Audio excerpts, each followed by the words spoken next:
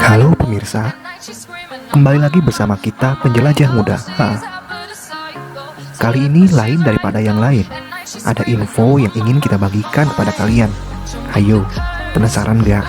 Penasaran gak? Penasaran lah, masa enggak?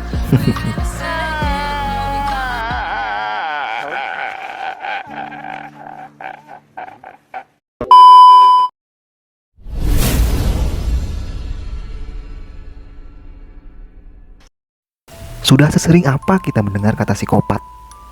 Jawabannya, pasti ada yang sering, juga ada yang enggak. Variatif lah ya.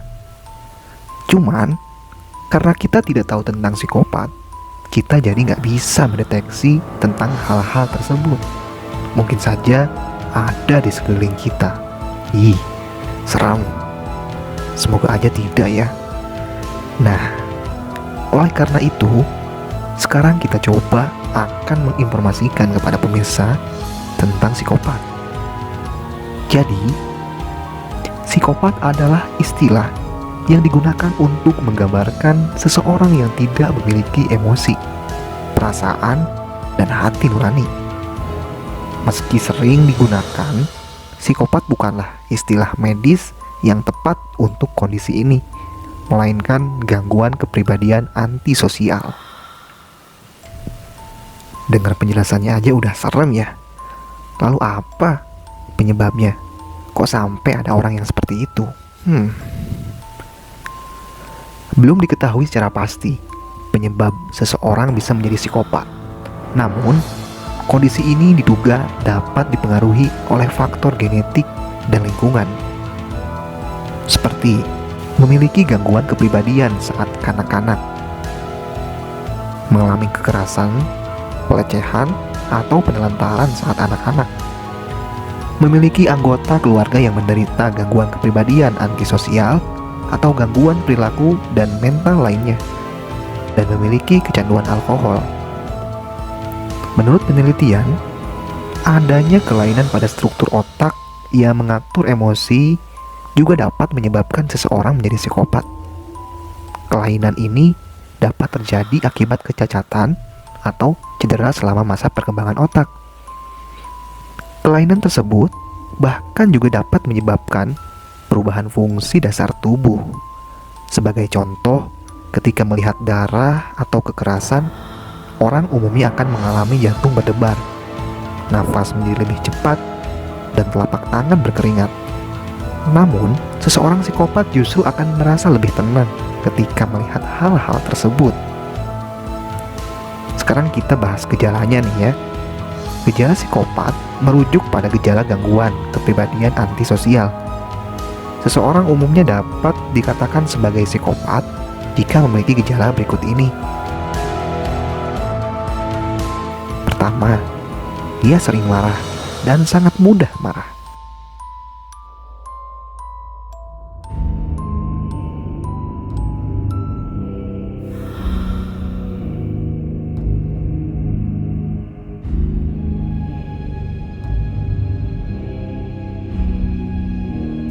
Kedua, memiliki sikap arogan atau terlalu percaya diri.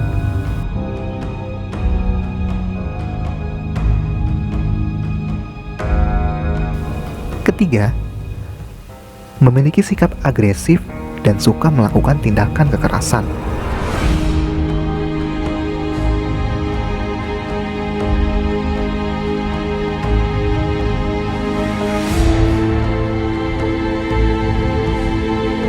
Keempat, memiliki perilaku yang bertentangan dengan norma sosial.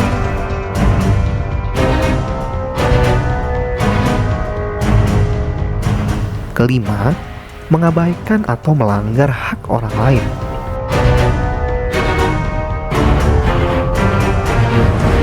Keenam, tidak mampu membedakan antara benar dan salah.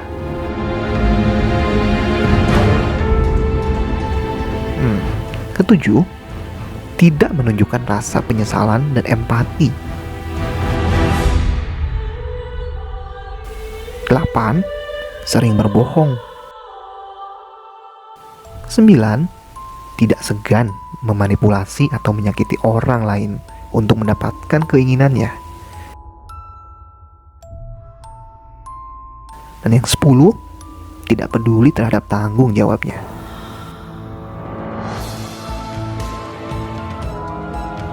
Selain itu, seorang psikopat biasanya juga sudah menunjukkan gejala gangguan perilaku sebelum usia 15 tahun, seperti memiliki sikap kasar terhadap orang lain dan hewan, suka merusak barang, sering melakukan kecurangan, suka mencuri, dan suka melanggar hukum yang serius.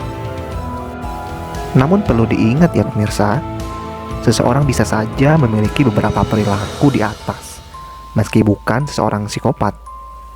Untuk memastikannya, diperlukan pemeriksaan langsung oleh dokter spesialis.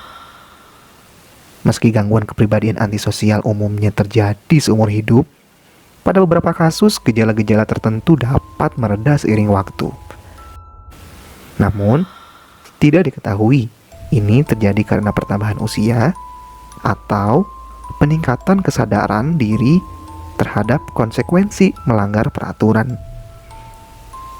Gejala psikopat biasanya mencapai tingkat parah saat penderita berusia belasan hingga awal 20-an.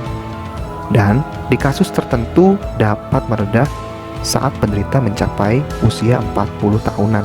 Nah, itu wawasan tentang psikopat. Maka dari itu, perlu pemirsa pahami dari sejak dini. Jangan-jangan Anda ini psikopat. Waspadalah, waspadalah, waspadalah.